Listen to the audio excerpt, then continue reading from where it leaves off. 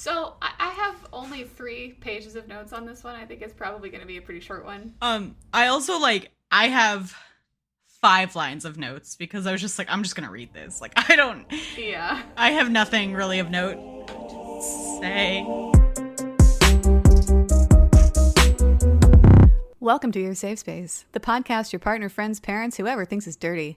Don't have time to read books? Want to understand the jokes and the TikToks? We got you, fam. We're the Spice Traders, and we deal in spicy books. I'm Katie, and I need it to make sense. I'm Liz, and I'm hypercritical. As always, we start every episode with 3 things. The first is a generic trigger warning. You can find specific triggers for this book in our show notes, so please check those out. Also, we do use foul language and talk a lot about sex. If you have sensitivity to any of this, please give this episode a skip. Secondly, we talk about books. The whole book, nothing but the book, so help me goddess. If you plan to read this book and don't want something spoiled right now, don't listen to this episode. Lastly, we acknowledge that a good book can hit you at the wrong time. The views expressed in our discussion are our opinion, and we absolutely don't want to diminish the work and the talent of the authors in our community. That said, we have some notes.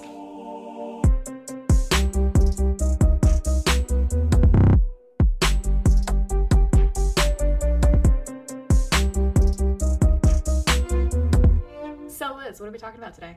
Today we're talking about A Barbarian Before Christmas by Ruby Dixon. This was published in 2017, and it is the 16th in an ongoing series, currently with 19 books and a whole bunch of novellas at the time of this recording. This book is 102 pages, making it a shorty. It is really quick. I think it took me like an hour to read. Yeah, if that. If that. As per usual, we do need to talk about the cover. Oof. Yes, In true I Splendid Barbarian Ruby Dixon fashion, we get this weird AI seeming generated image of a blonde and a big blue guy who also has this weird like American traditional like tat on his arm that isn't in the book. Right. But there's like an eagle. I don't think they have eagles. Probably not canon either. No. Anyway, this big blue man behind her with horns that kind of curl like a ram and like a shit ton of black hair. Like too much hair. A lot. Like a lot. And then it's kind of like sparkly and snowy, and the font is like Sparkle Christmas. I hate this cover. I hate it. She doesn't look like she's having a good time. She looks like she might be in physical pain a little bit, but she's like trying to hold it back. Like she's like, she's got one of those faces on, like, Yeah. Also, like, their arms are weird. Like, her bottom arm, like, see her little weird fingers? What is happening?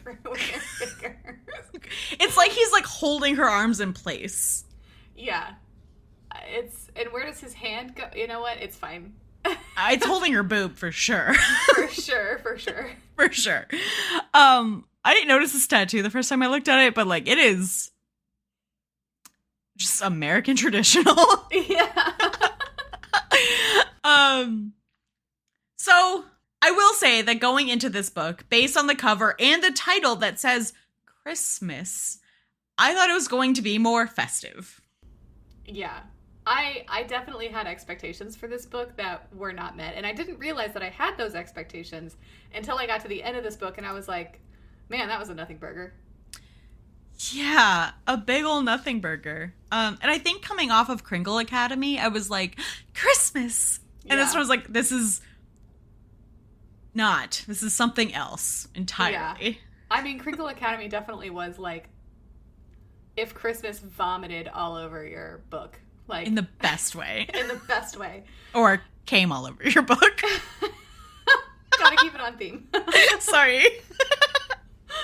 And this one is, well, it's not that, yeah. It's just not that. No. And it feels very frenetic because it's only 100 pages. Yeah, there's too much happening with nothing to be happening, ? Right, yeah. So, if we debrief too much, that will be the entire episode at 12 minutes. So, Katie, let's launch on this journey. All right. So this book is on Kindle Unlimited, which is great. And I gotta say, my notes started out like on a pretty high note because I remember, you know, even though we had a problem with some of the themes from the first 2 Barbarian books, the smut was great, like top tier, no notes, right? Yeah. So my note is, we're back, baby. Book 16 of this series. Let's fucking go. I did not end on that high note, so just a bit of foreshadowing there. I realized reading this book, or starting this book, that I actually, like, enjoyed the first 2 books more than I think we gave it credit for at the time. Yeah. And I say that because this book was so disappointing that I realized I had higher expectations than I thought I did. Yeah. And I think it is important to call out that it's a novella, right? Like, yes. It's not meant to be a full book. It's not meant to be this full experience.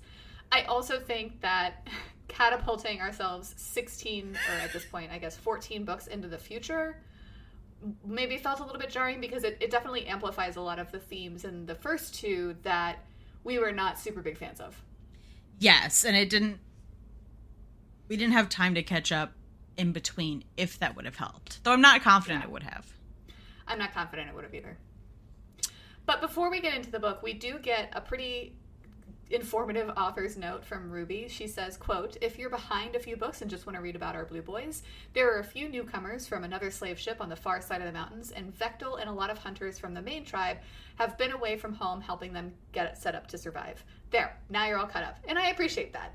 I did appreciate that. The other thing that I thought was really funny that I've never seen an author do is part of her author's note is like, hey, so I love a lot of what I wrote, but I realized this big issue leading up to this point where this character is just like, I never wrote him into any of the scenes before. Right. But I don't want to change what I wrote now. So just pretend he was there the whole time and just like didn't say anything. Yeah, she's like, you know, he was there in my head, but I guess that never translated to paper. Sorry. He's like, and him being there wouldn't have changed anything, so just pretend he was like in the shadows and now he's present. Right. I appreciated that too. I really appreciate that. I was like, you know what, you go, girl. Get it. Okay, so getting into our story, we start with a Sa-Kui named Beck, who is walking along a sandy shore looking for something pretty to give to his mate, Ellie. He finds a crystal object with a hole in it, and he thinks he can fashion it into a necklace that she would like, so he keeps it. As he's looking and walking, he ruminates that he's frustrated that he has to spend time away from Ellie to show the newcomers the ways of their tribe. He shows this frustration visibly by kicking the sand. One of his compatriots, another Sa-Kui named Roken, tells him that Beck looks like a kid deprived of his favorite toy when he does that. And they both commiserate that they can't be with their mates right now, but Roken seems more pragmatic about the situation. The newcomers that they're helping are a mix of human females and male aliens that are not Sa-Kui, but that's an arc depicted in another book, so we won't get into very many details there. Yeah, there are quite a few, well, there's at least like 2 new types of aliens. Like these guys have claws, maybe, and 4 fingers. I don't know. Listen, these guys are different. And then there's also like another type of alien that we meet that I was really confused on. Wait. So are you saying that the Sa-Kui have clawed hands? Or no, the new guys? Okay. The new guys. Yeah. So I don't think it's giving anything away to say that some of the new guys, they're like a mixed bag, right? So like the aliens that we've been dealing with are all Sa-Kui. They're the big blue alien duders. These guys are also humanoid, but like some of them have 4 arms. Some of them have normal arms but can turn into dragons. So we just get kind of a mixed bag of aliens. Yeah, so the dragon thing, I thought that was going a different way than it did. Where did you think it was going?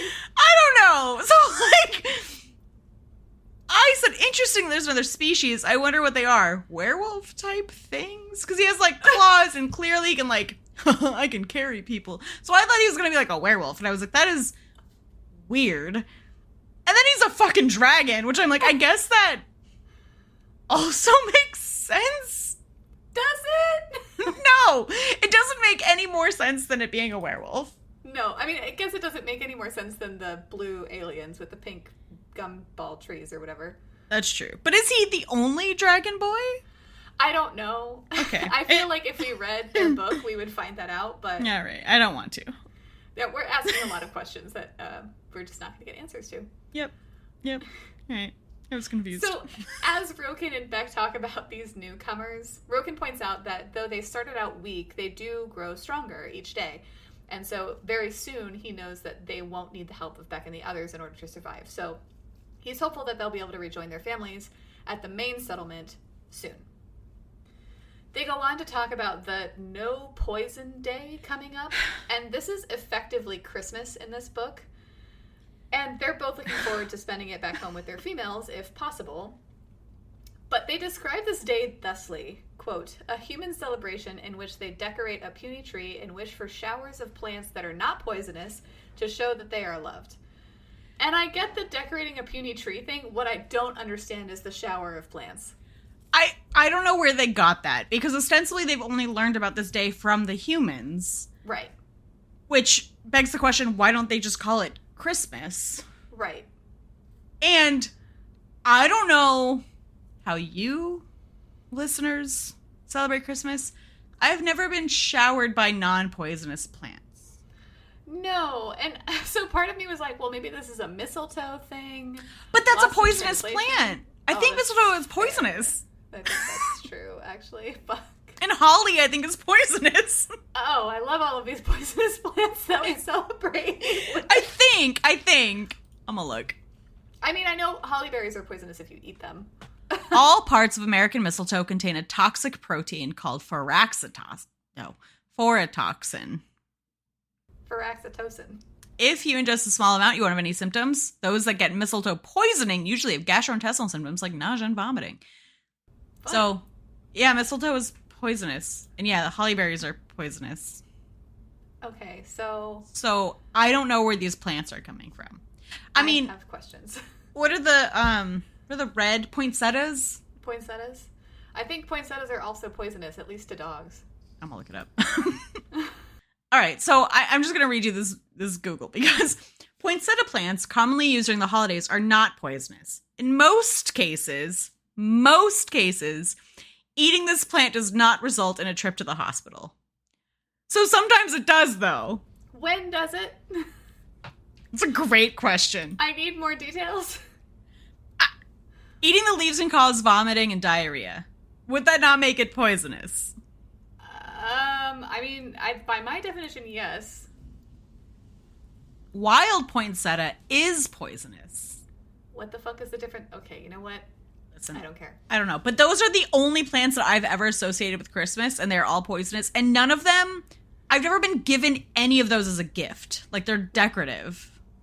Yeah, and we don't get any clarification on this, right? The holiday comes, people celebrate it, but the showering of non-poisonous plants doesn't ever happen. Like, there's not a big it just doesn't make any sense to me. And so effectively I'm going to call it Christmas because I just can't stand No Poison Day.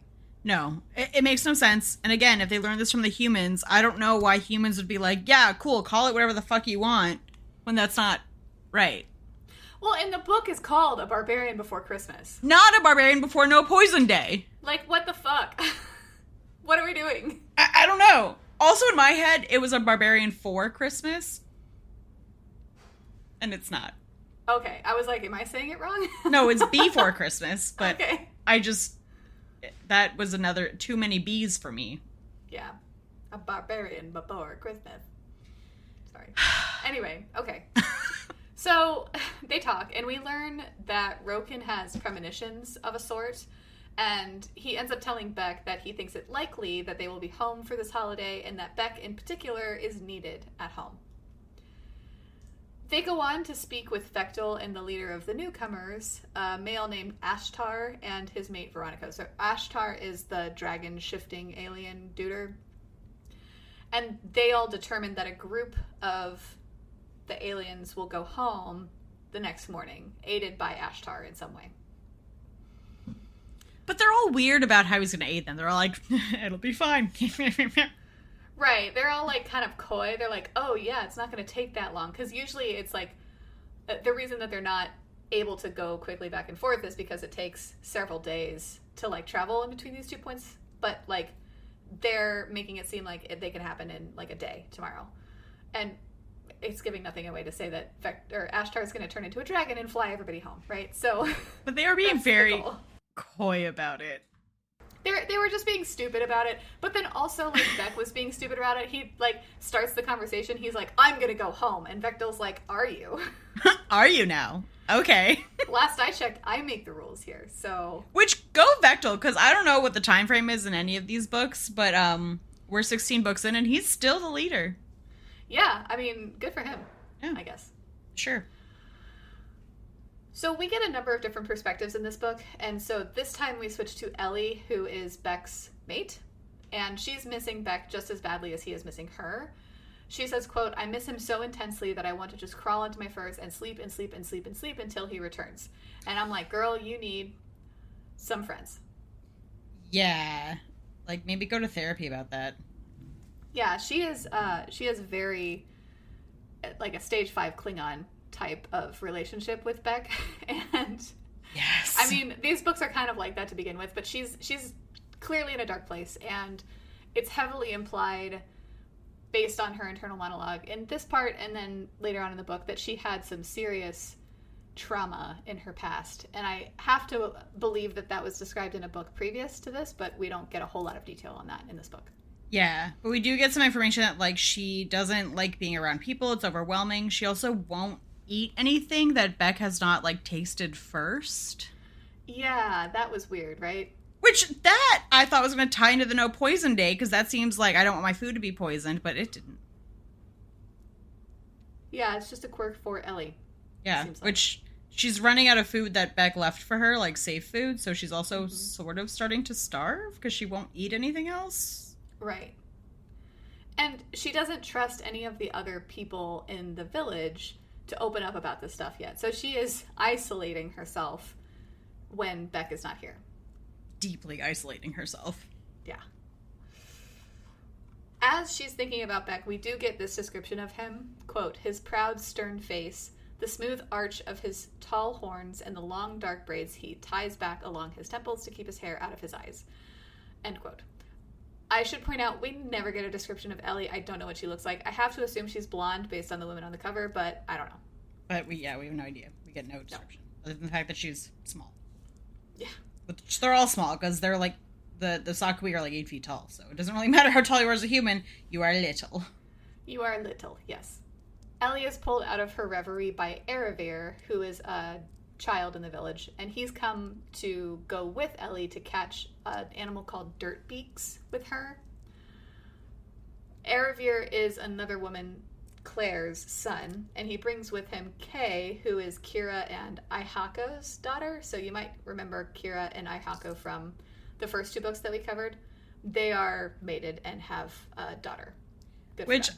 I will say that I think they were supposed to be the 3rd book, and I was a bit intrigued in their story just because they're both really funny. Because wasn't it Aihako the one that was like being tricked into making a dildo for Kira? Yes. Yeah. Yes. And was like, "Oh no, I've been kidnapped." By Liz. Exactly. So I was kind of glad to see them a little bit in here. Yeah. I was too. But this whole interaction, I don't know. Most of this book centers around like a bunch of kids that we don't know, and I can't relate because I don't socialize with a lot of kids. And so there's so many kids. There's a lot of them. And so I just kind of, I didn't prefer this part of the book. No, it's a lot of child talk. Yeah. But the 3 of them essentially go out to run errands, and we learn that this is something that happens a lot, specifically with Ellie and Eravir, but Kay is sometimes replaced with another kid. It's clear that as they get ready to leave, that Ellie is a very damaged individual. She spent more time as a slave or in a zoo than she did on Earth, so she's very skittish around most other people, and she's comfortable around children because she knows that basically they don't have impulse control and they don't have like evil intentions typically, but she's very skittish around like adults. As they run their errand, the children chatter about No Poison Day, Christmas, and what they asked for. Kay says she asked for her dad to come home, but Erebir tells her that that's not likely, which kills Ellie on the inside. She grieves the idea of not being with Beck for weeks on weeks on weeks, and it sours her mood even more. Also, Erebir, like, why you gotta be such a dick? Right. I mean, but look, he's not wrong. He's just being not pragmatic. Wrong. And he tells her, he's like, you should ask for something else that you might actually get. Right. And Ellie's just like, oh shit, I didn't use my adult brain to think about the realities of the situation that I'm in. Yeah, girl. Yeah, no, Ellie is not a preferred character for me. No. She's also just like, not very, she doesn't have a whole lot of agency herself. No.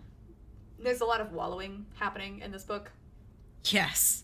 Which I just don't, granted this book's only 100 pages, but I don't have a lot of patience for it. I don't either, no. So they go back to the village, and Ellie drops the kids with their respective parents. One of the parents invites her for dinner, but she declines. But then she drops Kay with Kira, and she finds her more relatable. They both miss their mates in the same way, as in they have the same anxieties about being separate from their mates, and Ellie finds that kinship calming. She asks Kira to show her how to sew so that she can make a pair of boots for Beck for when he's back for the Christmas holiday. This also felt kind of jarring to me because it's, again, we have skipped forward. But, like, how new is Ellie? Because I feel like the information we get about the Sakui is that they all have this, like, desperation when they're separated. Right. So is it just because, like, Kira is more chill? Or have you never talked to anyone? I don't know. I didn't get that perspective either because it seemed to me that like Kira and this other woman, Claire, have like they express similar like feelings to Ellie. Like, oh, it's hard, but it's easier when you have kids. Like, that particular perspective for me, no thank you. Like, there's a lot of baby talk here. Like, oh yeah, but you know, it felt very much like your place is with the family and it will make you happy and whole when your partner's not here. And it's just like, yeah. Okay. I didn't like that. And it did also prompt the question for me. I wonder if there's any of these books where, like, the female of the species doesn't want kids. Where, like, their whole issue is that they're, like, people are dying out. And I don't think I would want to read it because I know it would end up with them having a kid. Yeah. But, like, is that even an option? Because these women are human, so... Or is this just, nope, we all have kids and it's fine? I think it's that because the Sakui like cootie things, right? Like they pick a mate based on who's going to make a good baby. Oh, that's true. So then are there any women who just like don't get mated because their cootie doesn't... They ain't going to make good kids? I don't know. Want babies? Yeah, I have questions. One of the reasons that I didn't really like the baby talk here in particular was it made it seem like without other people, you were incapable of finding happiness within yourself. Yes. When you're mated like this. Mm-hmm. And like that seems deeply unhealthy to me. 100%. Like your whole purpose is to stay home and raise your children, make more children, sit around and sew for your husband, ? Fill that aching hole when he goes hunting with your children. Like, what? Right, instead of like, you could be productive in lots of other ways. Yeah, and I know you're in a barbaric society, but like, you could have friends, you could have your own interests, like... Yeah, it's hunter-gatherer, but like, no one seems to gather except for the children. Yeah, I just find it deeply upsetting that people put so much emotional baggage on that relationship with kids. Like, that's not good. Well, and even when you do have kids, like, you should still... I'm saying this as someone who does not have kids and does not want them, but I still feel deeply that, like, you should still have your own life. You should still be your own person. Like, you don't exist just to be so-and-so's mom. Exactly. 100%. And I do think a lot of moms feel that way, and it upsets me. Yeah, I mean, well, there's this saying of, like, men get married and then they have their spouse, like their wife, stay home and help the kids, and then they get divorced because their wife's not interesting. And I'm like, yeah, you made them stay home for a decade with children that don't have fully formed brains, and you didn't let her have her own, like, hobbies and interests and, like, any of that stuff. So what was going to make her interesting? Right, like, because then you come home every day and she talks about the same thing because she doesn't have any other experiences. Right. Like, yeah, A plus B equals C. And I think that just is a bad role model for, like, this became a parenting podcast, but it's a bad role model for kids. Like, have interests, be independent, be individual, go do shit. Yeah. I was reading, or maybe I was watching, I forget, but I saw something somewhere that talked about the difference between, like, the way Americans treat, like, family and children and how to interact with them socially versus, like, Europe. And, like, Europe in particular, you do adult things, you just bring your kids with you. I like that. You go to a brewery, you go out to eat, you go out with your friends, and your kids are also just there. It's not, oh, well, we have to meet at the park because that's where the kids play at. Like, no. Or I need a babysitter to go out to right. dinner. No, just bring your kids and teach them to be behaved. That makes way more sense to me. Like, yeah. I'll hang out with your kids because they're good kids. And that right. teaches them social skills. Exactly. And it teaches your kids to be interesting and interact with adults. Yes. Anyway, we digress. Parenting podcast over. And scene. So, I told you we jump around a lot in this book. Now we're with Rahosh, of all people. So you'll remember Rahosh and Liz from book 2 of this series. He and his mate Liz are upset at not being able to return home with the first party. Basically, they were not selected for this magical dragon ride back to the homestead, despite the fact that they have 2 little girls waiting for them there. He and another male have a similar situation where their mates are sick with grief that they cannot be home with their children for the holiday. So Rahosh and this other guy ask some of the newcomer females about Christmas and what they can do to bring it to their mates. They decide essentially on tree decorating and caroling. This is another place where I got the impression that the plant situation was about mistletoe, because they were trying to explain, like, what they wanted from these other humans. And they were like, with the plants and the kissing. Right. I was like, what? Yeah, they definitely didn't land the plane on what the holiday's about. That actually sounds more like Valentine's Day with, like, roses and romance. Yes. So. Showered with non-poisonous plants. Maybe it is more like Valentine's Day and Christmas put together. I don't know.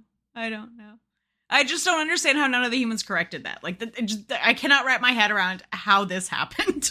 I don't either. It's so contrived, and whatever. Just call it Christmas. So back to Ellie, who decides that she's going to prep for Christmas / No Poison Day so that she and Beck can celebrate whenever the fuck he gets home. And that sounds great until you realize that he could still be gone for weeks. And, like, she goes out and she cuts down a tree and, like, puts it up in her house. And I'm like, okay, if you have ever been one of those people that it's a year with an early Thanksgiving and you go out before Thanksgiving to get a live Christmas tree, by the time New Year's runs around, like, that thing is looking pretty sad in the corner of your house. Gonna burst into flame at any second because it's so dry. Absolutely. So, not a great idea, but okay. But it gives her, like, purpose in life. Something to do, at least, I guess. Yeah, like, now she's not just, like, sleeping the day away because she's making him a whole new wardrobe and decorating.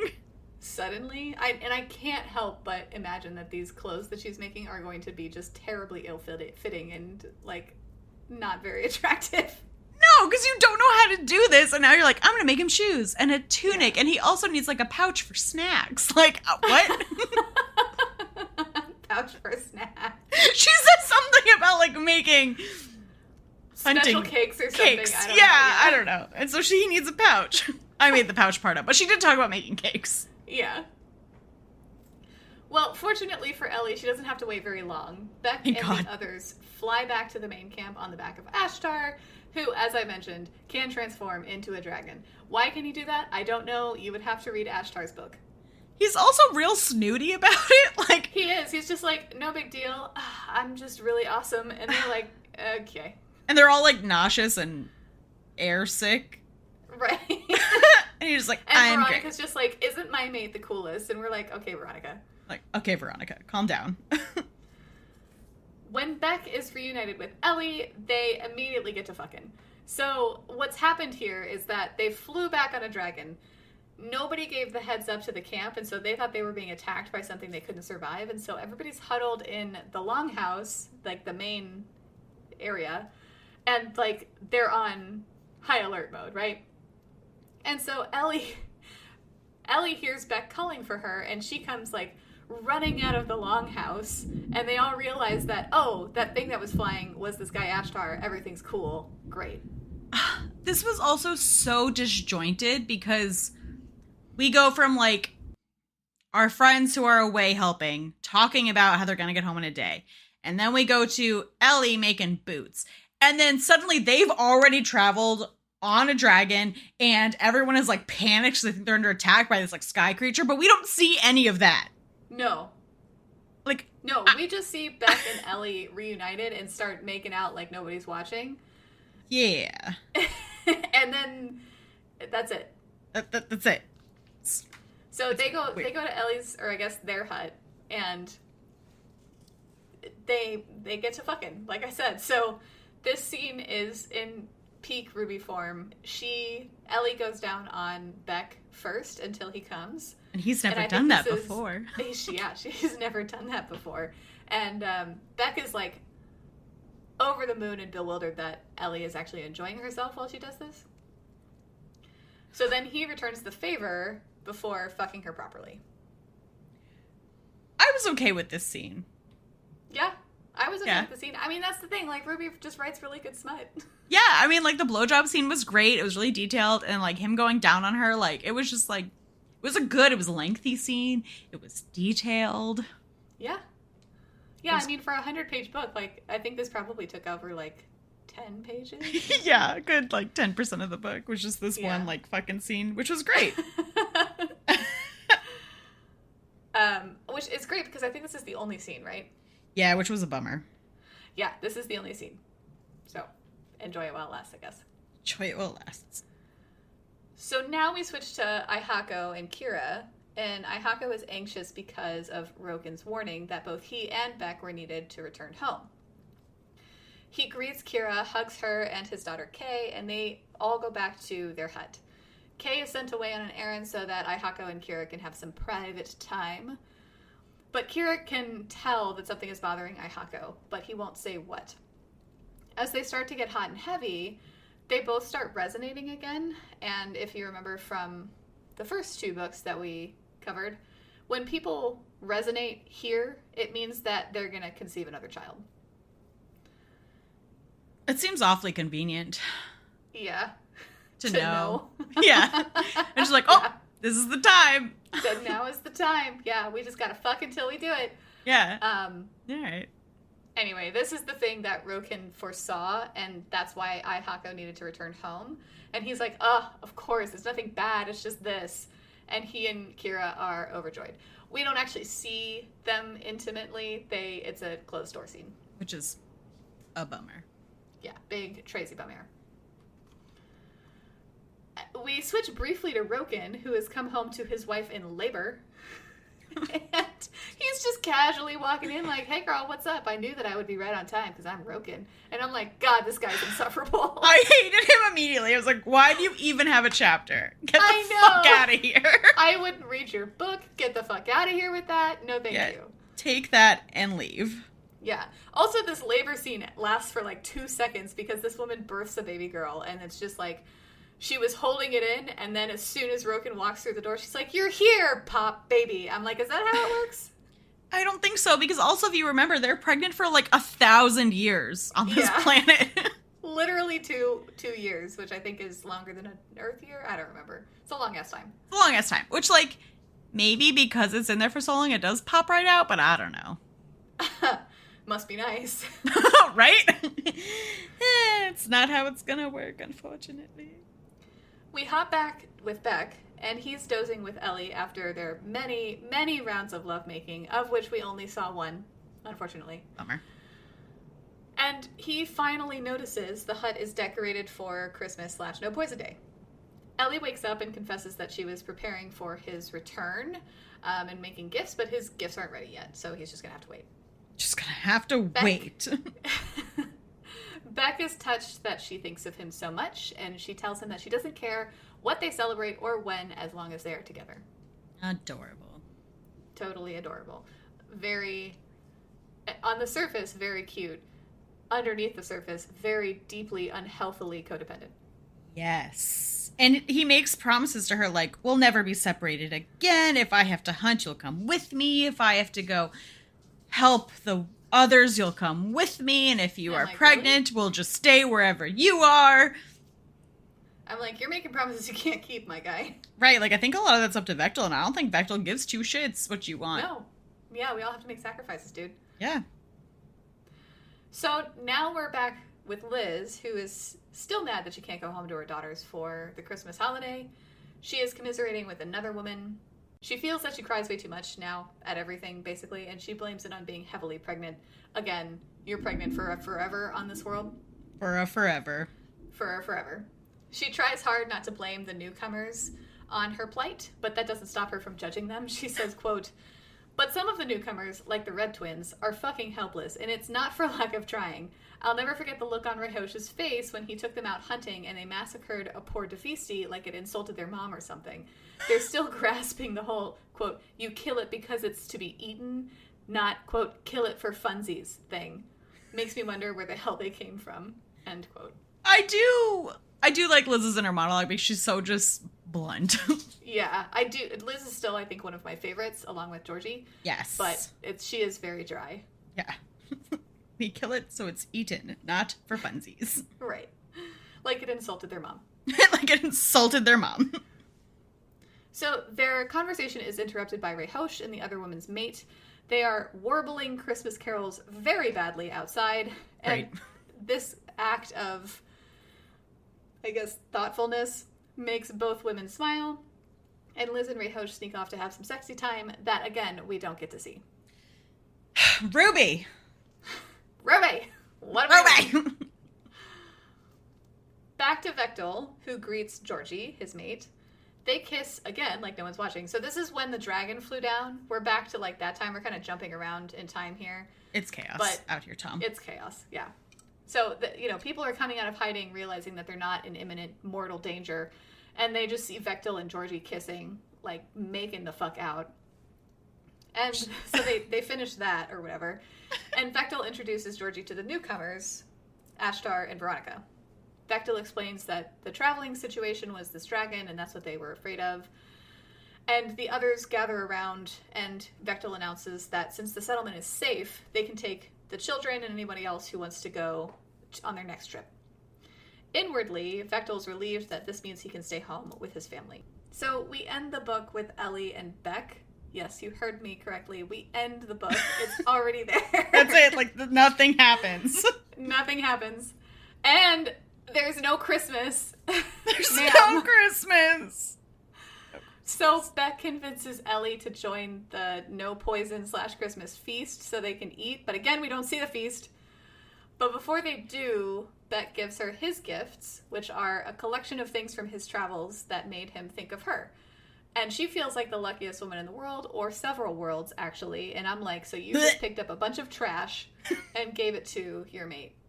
Fantastic. Yeah, so basically, Beck was me in Massachusetts just picking up sea detritus. But I didn't try to gift it to my husband. I made this for you. I made this! Just like crab carcasses.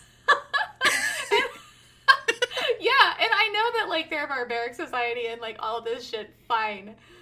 But, girl. She's making him leather boots, and he's like, here's the shell I found in the dirt. Yeah. Like, I mean, I have this pine cone adjacent thing. Isn't it pretty? maybe it's special because they're not plants?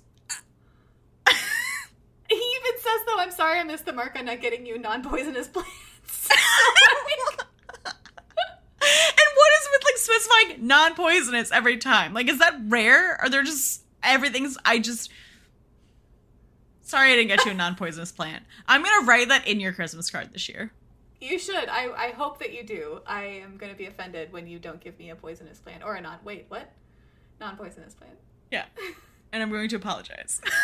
Oh my god. Yeah. So that's the book. And like, I'm sorry. We've called other books nothing burgers before. This one takes the cake. This one really takes the cake. I mean, I know it's fluffy. It's a novella. Like, I get it, but I don't even think it's fluffy though because it's so chaotic. It's a little chaotic, right? And like, I don't know. It's a little chaotic, and there's not a lot of payoff, right? There's not a lot of like fun, festive scenes happening. Nope. So I don't know. A little bit of a disappointment. Yeah.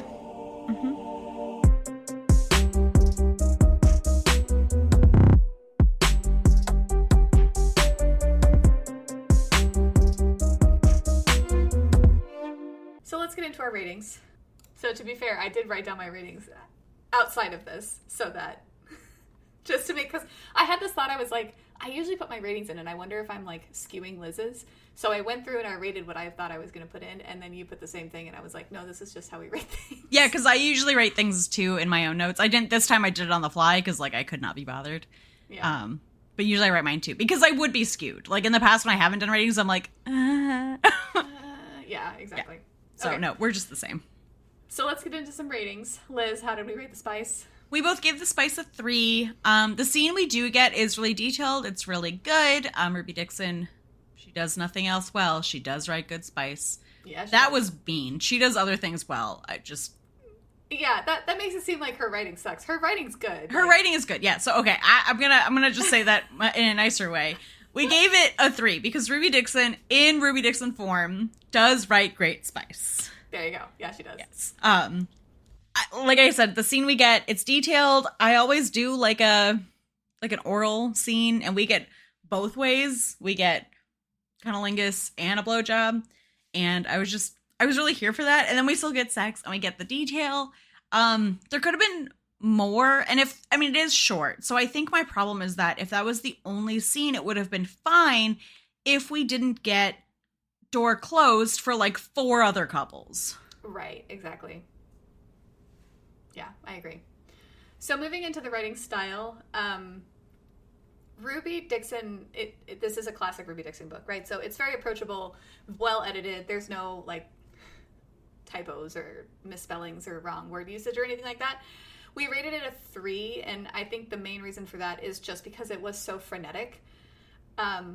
It was a little bit jarring and hard to follow the storytelling of it because it was like this person, this person, this person, this person. And I know that she has that warning, like, you know, this isn't really a standalone. You need to go back and read these books. And I get that. But I think for 100 pages to go through 5 or 6 different perspectives, that's just a lot to try to cover. So we gave it a 3. Yeah, and I do, just to add to that, I feel like even if we were familiar with all the characters, we're familiar with, like, a good half of the characters that we get. Yeah.